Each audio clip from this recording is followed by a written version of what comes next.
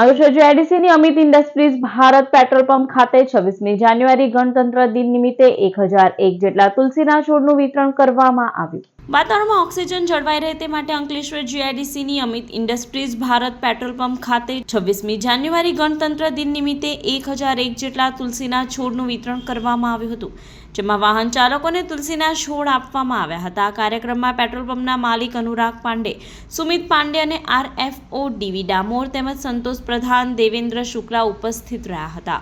GIDC Ankleshwar સ્થિત Amit industry petroleum પર આવનારી 26 જાન્યુઆરી એટલે કે ગણતંત્ર દિવસના અવસર પર અન્વયે અમે તુલસી વિતરણનું કાર્યક્રમ 1001 પૌધાનું અમે કાર્યક્રમ વિતરણ આપી રહ્યા છે।